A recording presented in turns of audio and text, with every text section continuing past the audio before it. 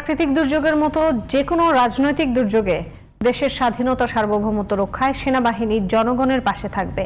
জনগণ এমনটাই প্রত্যাশা করে বলে মন্তব্য করেছেন জাতীয় সংসদের speaker Hafizuddin Ahmed Bir Bikram. Retired armed forces officers welfare association রাওয়া আয়োজিত ইস্ট বেঙ্গল রেজিমেন্টের ইতিহাস, ঐতিহ্য ও বাংলাদেশের অভ্যুদয় বিষয়ে আলোচনা সভায় এই মন্তব্য করেন তিনি।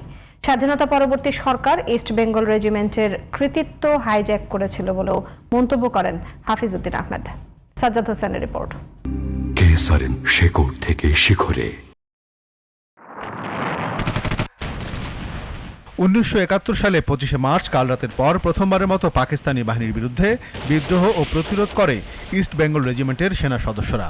দেশের প্রাচীনতম এই রেজিমেন্টের ইতিহাস, ঐতিহ্য ও মুক্তিযুদ্ধে ভূমিকা নিয়ে এই আলোচনায় অংশ নেন সাবেক সেনা কর্মকর্তারা।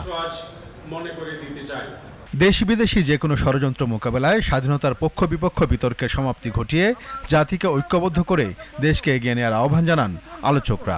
দেশকে ঐক্যবদ্ধ করুন। এই দেশকে না হলে টিকিয়ে রাখা যাবে না। প্রতিটি মুহূর্তে, প্রতিটি সেকেন্ডে আমাদের প্রতিবেশী দেশ আমাদের দেশের বিরুদ্ধে ষড়যন্ত্র করে যাচ্ছে।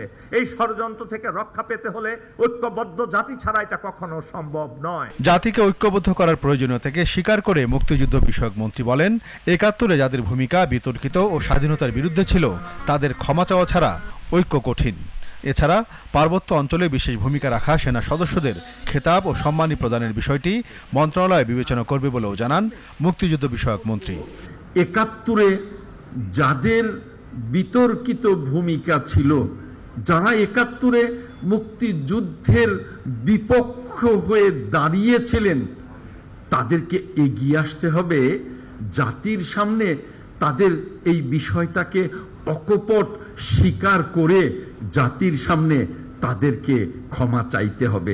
প্রাকৃতিক বা রাজনৈতিক যে কোনো দুর্যোগে সেনাবাহিনী বরাবরের মতো তাদের ঐতিহাসিক ভূমিকা পালন করবে বলে মন্তব্য করেন স্পিকার হাফিজউদ্দিন আহমেদ। মুক্তিযুদ্ধে ইস্ট বেঙ্গল রেজিমেন্টের কৃতিত্ব স্বাধীনতা পরবর্তী রাজনৈতিক সরকার ছিনিয়ে নিয়েছিল বলেও মন্তব্য করেন তিনি। এটি হলো জনগণের বাহিনী, জনগণের প্রভু নয়, জনগণের সেবক সামরিক বাহিনী। এই সামরিক বাহিনী জনগণের জন্যই সবসময় প্রস্তুত থাকবে। যেমন প্রাকৃতিক দুর্যোগে, তেমনিভাবে রাজনৈতিক দুর্যোগে যে কোনো সময় বাংলাদেশের স্বাধীনতা সার্বভৌমত্ব অক্ষুণ্ণ রাখার জন্য সামরিক বাহিনী সবসময় এগিয়ে আসবে এবং ঐতিহাসিক ভূমিকা রাখবে। এটাই সবসময় আমরা কামনা করি। ইস্ট বেঙ্গল রেজিমেন্টের সদস্যরা সবসময় দেশের জন্য জীবন উৎসর্গ করতে প্রস্তুত বলেও মন্তব্য করেন স্পিকার। সাথে সাথে সাজ্জাদ হোসাইন, জিটিভি নিউজ, ঢাকা।